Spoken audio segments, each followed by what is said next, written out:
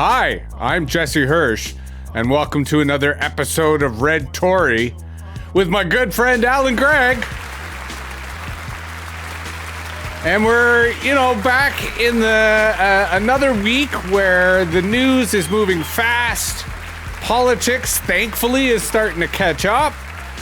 But this is the first time where we are starting a podcast, and I am unabashedly saying I'm fucking tired. I am tired of a lot of the stuff I'm seeing. I thankfully am still getting lots of sleep, but I am starting to remind myself this is a marathon and not a sprint. Because I am feeling the start of this to be kind of rough. Allan, we always love to start with what are you paying attention to? And in this case, I'm also curious whether you get a sense as to whether, like me, people are feeling exhausted and fatigued from this whole process. Oh, yeah. I mean, we're hard pressed to believe, we're not 100 days in and this is going to go on for 4 more years. You just cannot anticipate that. How that's going to wear everyone down. You got upwards of 20% of North Americans saying they're having a hard time sleeping right now because they're worried about everything going around. And we've talked about the nature of the concerns. I mean, it's one thing to say, cost of living is high and groceries are not affordable. But you say, well, maybe if I get a second job, I can solve that problem. These are problems you can't solve. You cannot solve the war in Ukraine. You cannot solve what's happening in Gaza. You cannot solve this constant kind of Canada is the 51st state rhetoric that is going on. So that sense of uncertainty, I think, can become overwhelming. But on if not a more positive side, certainly a side that's not as negative. We've talked before about, countries, former allies of the United States, increasingly being more resolute, coming of the mind that this is serious. And there's no sense kind of just treating it as a negotiating point. There's some substantive stuff going on there, and we've got to get our shit together and start finding alternative strategies to those that have been employed for since the Second World War, essentially. And it's very interesting to see new Canadian Prime Minister Mark Carney get sworn in, appoint his cabinet, get on an airplane and go right to France and then to England. And the signal, cannot be clearer, is that my first priority is not America, because I can't do much about America right now. My first priority is finding new friends, new allies, new markets for our products, and we'll see what happens with America. But I've got to build a new frontier and a new framework for running this country that is different, and that, given that he's right on the edge of an election as well, clearly their belief that the population is with them. Yeah. That they're there. A new solution rather than trying to deal with an existing problem may be a far more, not only substantively profitable way to go, but also a politically more profitable way to go. And to give Carney credit, before he went to Europe, he did have meals with both Doug Ford and the Premier of Quebec. And I think, to your point, on a bigger level, this is the classic political dichotomy of competence versus character. Yes. That Trump is a character, and to a certain extent, Poilievre is a character. And what we're seeing with Carney right now, both functionally, but I think also symbolically, is a tremendous amount of competence. And I think, to your point, he is in a position to go to Europe, to talk to the premiers, to consult with his cabinet, and then approach an election with a lot of substance, right? With a clear sense of, I may be new to the job, but I've really taken the time to assess this existential crisis we all face. And here's what I'd like to do if you give me the mandate. I think that there is going to be a great air of the adult has arrived kind of vibe that will be powerful. Like I do feel, even though you and I are both, this election is a toss-up, I think momentum is on his side. Oh, but, no question. But where my position has changed kind of over the weekend, because I'm always as stubborn and belligerent as I can be. I always try to keep an open mind all the time, and it is difficult to keep an open mind in this political moment. because while a lot is shifting, it does feel like the outline is there, the trends are there. But where I've had a major switch is I do have to acknowledge to Carney, to the federal government, to Europe, to a lot of those who are not in power in the American government, but who are in positions of power, that they get it. That there is a real understanding of what's going on, to your point, that we are in a new global geopolitical order. The World War II order is over. We're now trying to figure out what the new one is. We're now trying to renegotiate it and get a sense. But this is where I do see competence. This is where I do see professionals doing what they need to do. And it does, on a certain level, make me feel good. And this is where my kind of critical view changes to, all right, let's get into the details. And are the details of this going to make a difference? And this is the other thing I'll say, and then I'll throw it back to you. My view of Trump has changed slightly. And the reason my view of Trump has changed slightly is I've spent a lot of time the last few days really listening to the Democrats and really listening to what the Democrats think is going on and what they're going to do. And what's changed my view of Trump is I'm no longer as paranoid. Right? I'm now thinking, okay, maybe he's not going to invade Canada. Maybe his ultimate goal here is not military conquest, although probabilistically I still think it is. April 20th. I stand by that. And April 20th is the legal beginnings of that. And we are going to talk legal stuff today because I have done a lot of research there as well. But where I think there is a logic here that I didn't see before that makes sense now. And this is the logic that centrist Democrats are telling themselves. That's the cognitive bias. $7 trillion of U.S. debt is coming up for renewal this year. And the reason that they think that Trump is crashing the economy is he needs interest rates as low as possible. Yeah. And he doesn't control interest rates, right? The Federal Reserve does. And there's some who say not just interest rates, the dollar lower as well. Yes. So by deliberately tanking it immediately at the start of his term, it allows him, amidst this all bluster and blow, to bring it down to that point, renegotiate that debt, and then turn it around and be the deal maker, right? And be the guy who makes it happen and have time before the midterms or worst case scenario before the president. That is what the centrist Democrats believe. That is why they backed the continuation resolution, in spite of it creating a huge conflict within the party. And there's a part of me that gets that logic. There's a part of me that's like, okay, all right, I see. Yeah, okay, maybe that makes sense. So that's changed my view slightly. I still am the paranoid part, but now I see a non-paranoid part that I can hope for as a much saner alternative. I'm curious amongst your kind of business press coverage, because the other thing that's changed over the last several days and weeks is the business press is now super critical. And they are almost even mocking Trump's policies because of how the economy is tanking, and it's a direct result of what he's doing. What are you seeing when you kind of look at the business press and the business media in terms of the sense making about whether it is about, the US dollar interest rates, or, as we've previously been speculating, a legitimate attempt to reshore manufacturing? Well, there's a lot there, Jesse. Just getting started. No shit. I want to go back before I go there, because it's interesting that you talked right off the top of that soliloquy there about competence versus character. In fact, I'm writing an article this week for the Toronto Star on precisely that, basically saying that Carney is ahead because of competence, and if it stays on that criteria, it's going to be, if not a landslide, certainly a solid victory on his part. And you look at all those questions, who's got experience dealing with difficult times, who has strengths, who's got competence. He's leading Poilievre by like 15 points. And the point I'm making is that, it's the old ballot question: find an issue and make it your issue. Poilievre, if he wants to fight on this criteria, he's a dodo bird. Yeah. And what he has to do, he's got to move it back to character. And not that, he's just like Justin. He's nothing like Justin at all. But he's, as we talked about before, he's a technocrat. Who's he doing this for? Is he doing this for you? Does he understand what you're really going through? Are the kind of solutions that he's clearly capable of coming up going to benefit you, or are they going to benefit the other technocrats and elites that are around? And it'll be interesting to see if he's able to do that, and or what kind of triumphs in that election, because as you noted, it may have significant implications beyond just Canada. You know, if increasingly the world order is going to be made of sense because you have all of these highly technical, competent people.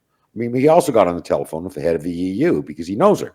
He picks up the telephone and they answer it right away. He knows all of these folks. And it also sends, if he does win, interestingly, if putting Canada on a world stage in a way that it hasn't really been for a long time. I mean, Canada really has kind of fallen behind in terms of its soft or hard power within the world order. And having a guy that is as capable and competent as him could change that. On your question on the business press, I mean, I find two distinct strains of thought there, and you kind of express them in your opening remarks anyway. I mean, on one hand, you've got people saying, you know, this is a clown car. I mean, there's a bunch of these guys do not have, Trump does not know how tariffs work at all, and even the people around him don't, and he's tanking the economy, and it's stock market's going to be a mess, and there's signs, even though the last report was pretty good, that inflation is going to go up. The debt is, you know, unsustainable. And then there's others who I think are coming around to something that you talked on also, you know, who maybe there is a larger plan here. And it's a larger plan that we might not like, and it might be seriously radical and something that we have never seen before, but that actually could work to possibly short-term detriment, but might have consequences that none of us have really calculated and anticipated. I mean, you talk about lower interest rates. I mean, there's this whole Mar-a-Lago, I can't remember what exactly they called it, whether it was agreement or, but basically an understanding that, you know, one of the reasons that they have this massive trade deficit is that the dollar has been so strong that, you know, that you can buy all of these things that are beyond what you're consuming, and that the only way they can really make their exports far more competitive is if that dollar goes down. And noting the threat, what that might mean to reserves, also, you know, and that the dominance of the U.S. currency is a preferred source of reserve investments. So it'll be interesting again to watch how these two different kind of frames of analysis evolve and change. And again, I think it, in no small measure, will be a function of not the CNN, Fox News folks that he's put around that cabinet table, but the ones who actually do have some fairly serious business credentials, like Ludnick and his head of his new economic council and his head of commerce as well. So we'll see. Well, and you know, to our conversations last week, he does both have the ear and desire the private sector and communicating with the private sector. So where he's chosen his cabinet based on their TV credentials, I'm sure he has equivalent of a shadow cabinet who are people he likes to talk to, right? And are people who want influence with him. And so therefore talk to him. And that's where, again, and I want to spend a little bit of moment before we go dark, entertaining what I would call as the best case scenario, which is that this is a coherent economic strategy, that the larger rhetoric. So where I, to take a brief tangent, where I still am certain is that this is about consolidating power into the executive. Whether it's democratic or not, we can talk about later. But his actions are very much about having everyone bow to him, have everyone. It's about sort of the whims of the sovereign rather than the parts of Congress. And that's where you could make the argument that these tariffs are just a ploy, that they're just about him proving he can do it, that he has an end goal, which is lower interest rates and a devalued dollar, and that once that happens, he'll switch his attention elsewhere, and that this isn't about some larger conspiracy to take over the country, take over Canada rather, or engage in this really twisted economic reorganization. And with sorry, go ahead. But even in the concentration of executive power, and I don't think there's any question about that. I think there's a widespread consensus. I do see, again, two different strains of thinking. One is that this is done from vanity because he just loves everyone, kissing his ass and bending their knee to him. He loves to be the center of attention. But again, in that same school of saying there might be an actual larger rational plan at work, they're saying the concentration of power in the executive is necessary to do these things because you cannot do. I mean, look at the dysfunction of Congress over the last 20 years. For Christ's sake. I mean, they can't they can barely keep the government running at any 6 months in time. If you're actually going to make substantive and major changes, you have to have a much more definitive kind of decision-making process at work. So I think those are inseparable. I think they are inherently intertwined because he is chosen particularly by the people who are champions of such an executive model because he is so succumbing to it. He is the obvious narcissist to take on that role. And I think we cannot call it dysfunction on its own, in the sense that the dysfunction that exists is a combination of terrible partisanship and insane lobbying and money in politics, because that will apply to the executive as much as it will apply to the congressional branch, even if the executive is unipartisan, right? Because it's not going to work, right? Like, government works not because of might, not because of ideology, but because you are able to align the interests of government behind a particular policy. And as we've discussed, the interests of government are not always elected because the civil service is part of that. The intelligence community is part of that. The military is part of that. So this is where I wanted to come back before we get dark, because I'm ready to go dark, into the best case scenario, which is if this is just economic, if this is just about reconfiguring America's debt and trying to reconfigure America's manufacturing base, and America's arrogance is why they're pissing off everyone's allies, not because they want to take us over, I think Canada has a fantastic opportunity. Because even with just modest tariffs, Canada, as Mexico has already become, could become a fantastic loading spot into America, right? And this is my fantasy of having BYD factories building electric vehicle trucks here in Canada that they then sell into America, and it's so cheap for them that the tariff that's applied makes no difference, right? Well, the same way that the tariff's 300%. Even if the tariffs are 300%, it's still going to be 20 grand cheaper than an F-150. That is how cheap they are. It is unbelievable how cheap. And BYD just announced this week a massive price reduction in all their models. Like, they're in my view, short of all-out war, BYD has won the auto industry. And subsidies could still sustain the North American auto industry, and I'm sure it will. And we've already discussed that if they were to, short of annexation, bring it all into America, that would also destroy the American auto industry. So again, in this ideal scenario where this is just economic, I think Canada, as still a trade-centric nation, could actually come out of this doing really well. And having, to our earlier conversation, I use this tongue-in-cheek, good government that provides a kind of stability and provides a kind of global credibility and profile that would be very, I think, powerful amidst America's reconditioning of manufacturing, because it's not going to happen quick. And Canada would be in a position to really capitalize on that, especially if this was all bluster. And in the end, America did say, it's truthfully, little brother, we do depend upon you. Sorry to pick on you. Let's figure out some arrangement. Because that is also what the centrist Democrats are saying that is going to happen in April. That once these initial tariffs come in, the language I was seeing today is there will be exceptions for friends. And it's part of this negotiating tactic, right? Of being real hard and then saying, oh, don't worry. And our friend Doug Ford also seems to have calmed down. Disappeared too, but calmed down in the sense that he's no longer raising the alarm. He thinks everything's going to get along. So I think they said to him, look, let this April thing happen and then we'll work it all out. So this I offer as my best case scenario thoughts.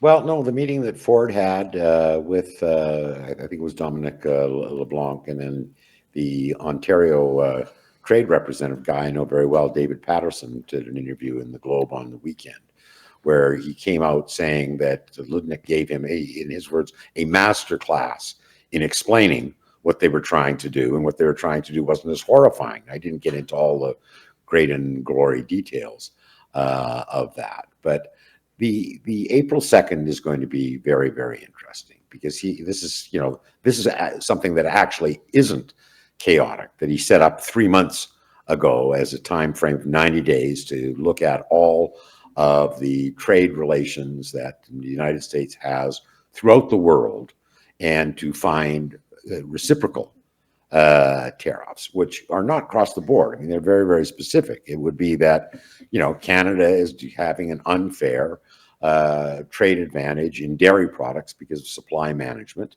And so what we're going to do is that we're going to put, tariffs on dairy, and it'll be quite specific as opposed to across the board. So if that is the case, then I think the scenario that you're laying out has a far greater chance of, having at least the prospect of some kind of modestly happy ending, or at least a non-disastrous ending, than what we've experienced for the first kind of 65 days. And I say that only because I feel compelled to offer the scenario that I think is 5%, 10% likely, which is the one we just discussed, rather than the one that I feel is more 80 to 85% likely, which is this is the rise of an authoritarian society, and the extent to which its authoritarianism is what it is up for debate. But the authoritarianism part is I'm having difficulty denying. And the reason I say this today, in addition to all the stuff we've talked about before, is they passed the threshold we've been talking about, right? They've ignored the federal court with regard to deportations, and they've done so proudly. Tom Homan, the border czar, whatever they call them, again was quoted, and this is an example. This is partly this deal with El Salvador, where they've set up an arrangement where they're deporting people to El Salvador, being imprisoned in El Salvador, where the president of El Salvador also chimed in with the, yeah, you can't stop us. The issue now is whether they keep doing it. And I suspect they will attempt to keep doing it. I suspect the court will still cite them, and this ultimately will go to the Supreme Court, as we discussed. But the threshold has been passed. And whether they will do it elsewhere before this reaches the Supreme Court as the ultimate test, I think that's what we keep our eyes on. But this one is, at the very least, going to be petitioned to the Supreme Court, because the judge whose order was defied is pissed. Is absolutely up in arms, and there are a growing number of federal judges, and I'll get into a couple other cases in a moment, who are also very pissed, and who are using language that is language we would hope for, that we would expect when characterizing what's currently happening with the Trump administration. Well, yes, the Alien Enemies Act that you're referring to right there, and it's the Venezuelan gang members that have been. There's multiple. Yes. No, there's multiple. There's multiple cases. There are journalists now who are trying to document. There are multiple cases in which individual judge said, no, you cannot deport this person, and the person was deported anyway. In which a complete defiance of the federal judge order. You're correct in saying that the administration is claiming that their authority is in the Alien Act, and that is what will be debated in the Supreme Court.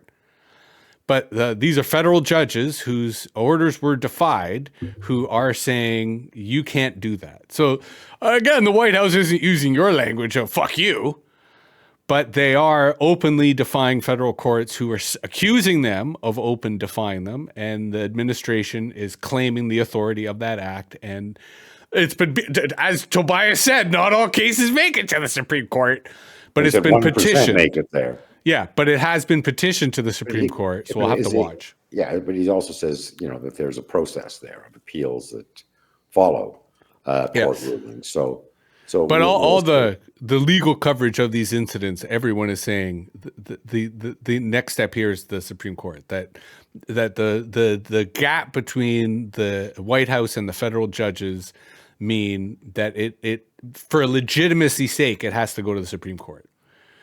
And so to segue to the other disturbing stuff that I'm going to be writing about in the next day or two, there's been 3 so far executive orders issued, individual executive orders that targeted big law firms.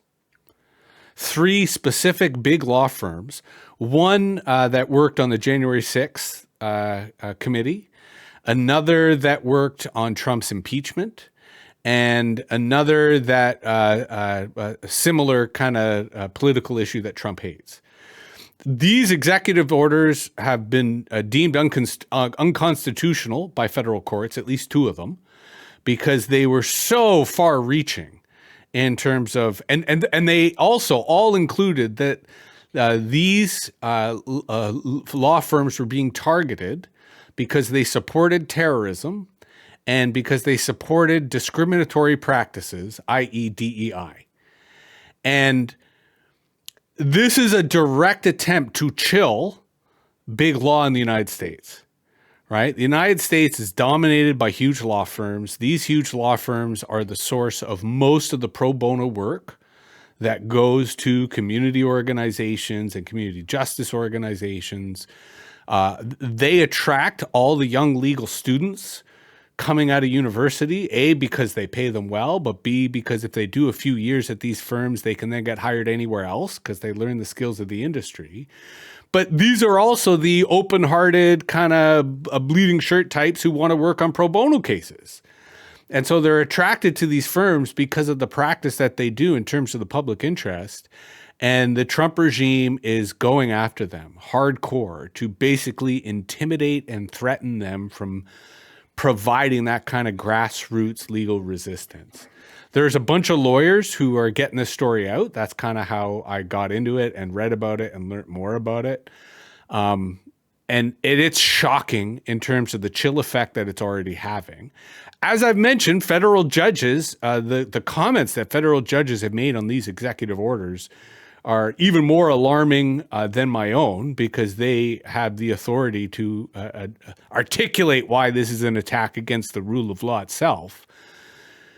But this is scary shit, and it's smart shit in terms of really going after the institutional capacity of the U.S. legal system to do the legal fights that we're talking about, that we have been talking about, and even though these executive orders have been deemed unconstitutional, I think their impact is felt because it's basically the same way that the Trump administration is effectively intimidating big media through the lawsuits that he's done and is getting them to settle out of court, and their programming is adhering accordingly.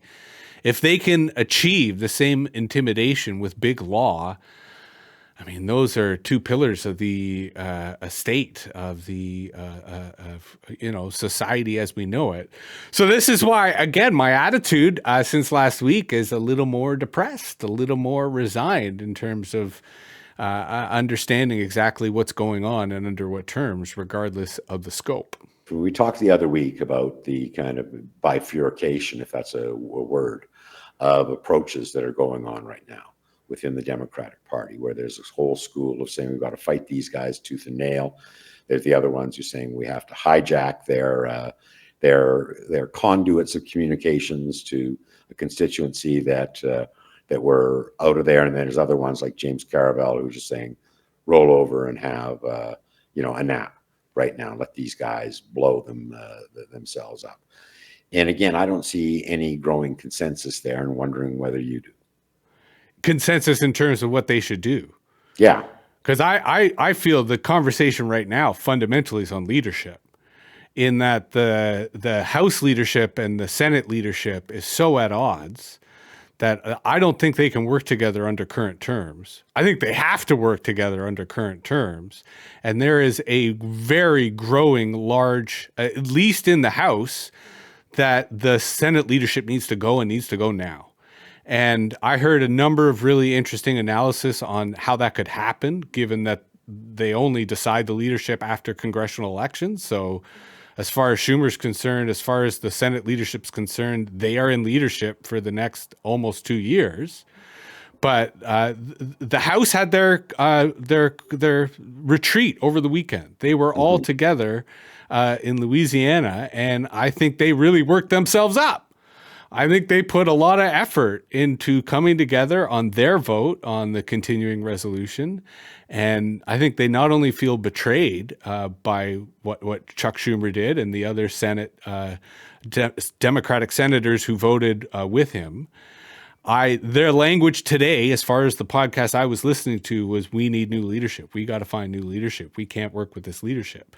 That may phase as they get over it, right? That may change as they realize that there's nothing they could do if the Democratic Senate leadership wants to stay. But I think that is the preclusion. I think that is where they start. And what to do is part of where that divide is. Because Bernie is having a lot of success. And AOC is now on the road with Bernie, and she is experiencing that success.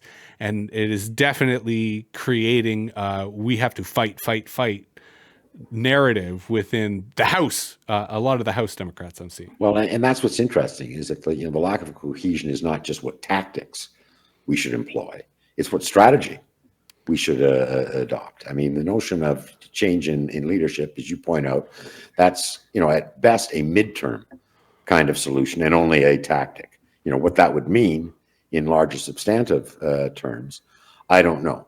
And I'm just, wondering whether, outside of the normal leadership of the normal structures of the Democratic Party, if you're going to start seeing some kind of cohesion and start some strategy that is much more embraced by, if not the leadership, certainly the grassroots, because I sense the frustration is overwhelming right now.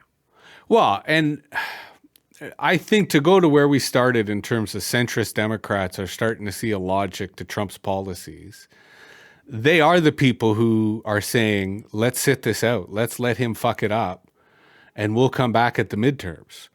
And because there are Republicans who are openly saying that the Democrats are going to win in the midterms because of the damage being done by Trump. So I think to my point about leadership, there is a real divide between many who are saying, let's just let this clown get egg on his face. Let's let the Republicans trash the economy. Let's back up so that we have someone to blame. And the midterms is when we'll get the House back. But that goes back to something you were talking about earlier in terms of the concentration of executive power, because off-year elections are almost always go against the incumbent in the White House. So, one of the ways you reduce that damage, or you reduce the sense of paralysis that occurs as a consequence of having a House divided, is having all of that power in one part of the system, so that you don't have to kowtow to the remaining checks and balances that are inherent in the system. Well, and I think the other issue of Democrats being divided is Republicans are not. And there's a lot of reasons why Republicans are not. And I think that unity is not as deep, not as strong as they present it to be. But that's the point. I don't think Democrats need to be united ideologically. I think they need to be united on their purpose, and their purpose is to defeat Trump. Their purpose is to defeat the Republicans, or their purpose is to defeat J.D. Vance if they're, looking that far ahead, although I still don't see that happening. And that's where last episode I was sort of saying, now's the time for the brainstorm. Now's the time for the big tent. Now's the time for the Democrats to come together and have, an adult conversation about what they're doing so they can then put those differences aside if they are going to remain a single Democratic Party. Because I'll articulate this here only because it is kind of nuts, but Keith Olbermann has a lot of media power. He's basically arguing that a new party should form around Bernie Sanders.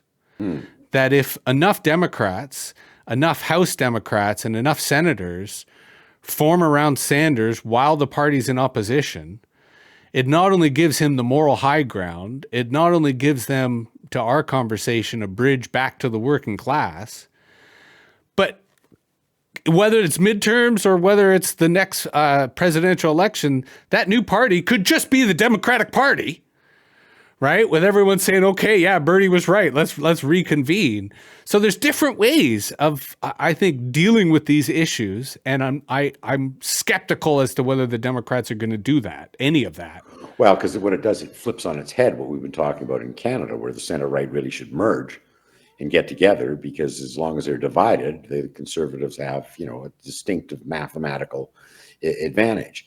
The interesting thing too, I mean, you say that the Republicans are united, and they are united to the extent that there's no visible sense of division within the party at all. And it seems that in no small part because certainly at the House level, the congressional districts are gerrymandered so badly, none of them worry about the prospects of getting defeated in their districts. Their worry is much more getting challenged in a primary.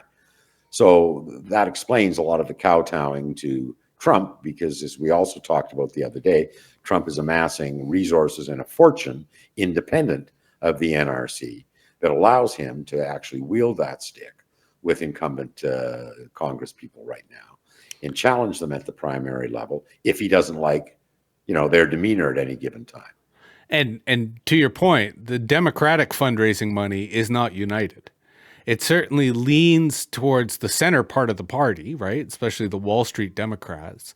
But this is where I keep wondering where the LA, the California, the Hollywood Democrats are going to fall. Gavin Newsom has kind of become a pariah for a lot of Democrats. But I think... Talk about ironic. I mean, he was the darling of the progressive wing of the party for the last 4 years. Although, interestingly enough, and everyone loves to keep receipts, there are a lot of black Democrats in California who are basically making the accusation that he's always been a racist cracker. And that's part of the motivation there. Again, I don't know. I'm just enjoying I'm eating the popcorn, enjoying the fight. But my point is that to affirm what you just said, the Republican money is united. And not always in a good way, because Donald Trump increasingly holds the purse strings, although Elon Musk is at the table for the primary reason that he's got money himself. The Democrats need to have a similar kind of unity. And this is where I'll acknowledge Russell McCormick, one of our active members of our community, posting comments on almost every episode. He's a big champion of ranked ballot voting. And the kind of electoral reform that much more efficiently leverages popular support and popular opinion. And I think now would be a very strategic time for the Democrats to embrace such a function internally, right? To create like if they were to say, look, we are not just fighting for Americans, we are fighting for democracy. And one of the reasons that Trump has a stranglehold on the Republican Party is he can do nomination challenges in any riding, right? And you could see AOC being the champion of this because she's defeated a bunch of, Wall Street-based nomination challenges. You could say, we need to restructure. We need to find a better way so that our nomination processes gets more women, more black people, more Latinos, more, working class Americans.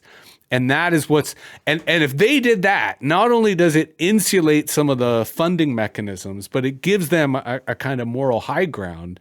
And it could also give them the kind of political talent, the kind of political contrast, especially on the competence versus character, because there is a lot of competent Democrats out there who would never run for office because they don't want to deal with the bullshit.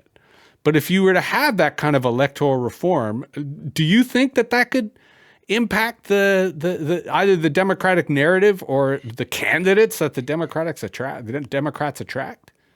Well, you could ask the Greeks or the Israelis how well it works, which is not at all.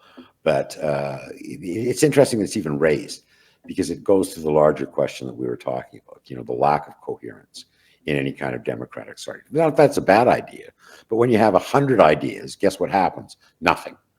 Whereas if you have 2 or 3 and you're actually focused on something, then you have some chance of getting, if not unanimity, certainly consensus.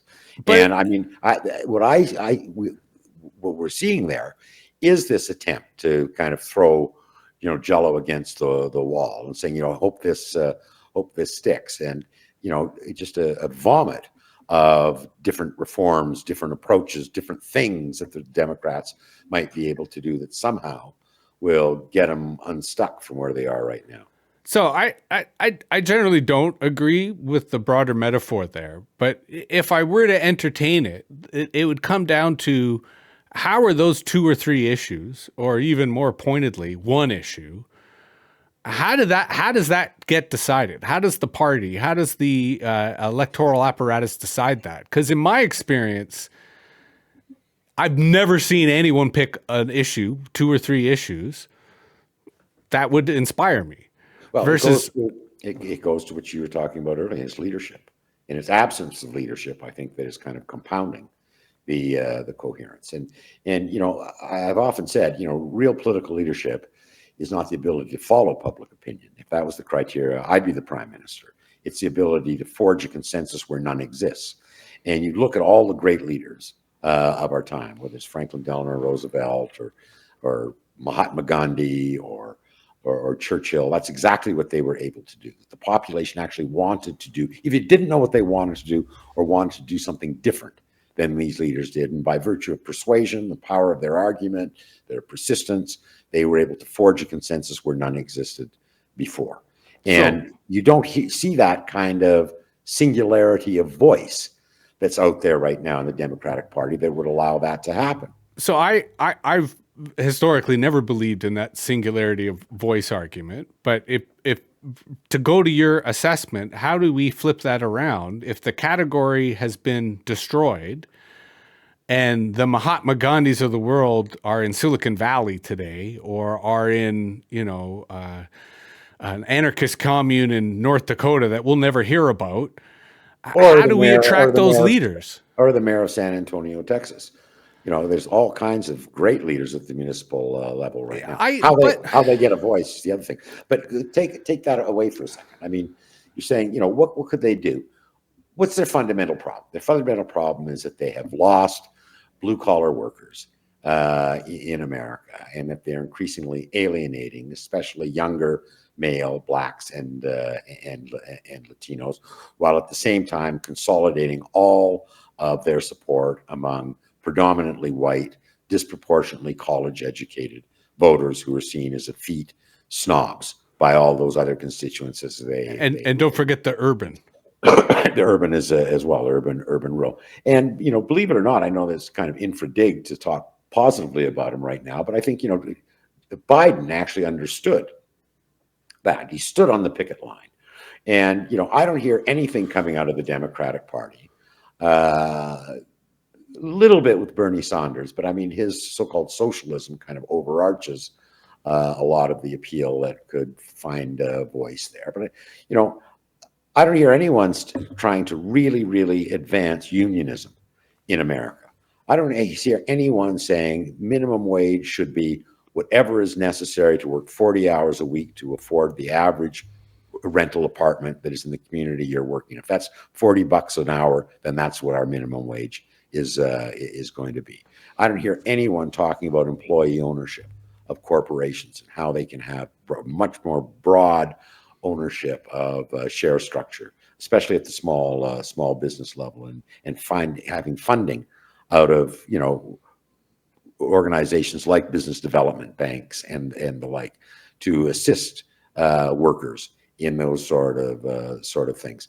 And it's beyond me why you don't hear those kind of conversations happening right now, but you don't. Well, I don't disagree. AOC is saying all the things you just said.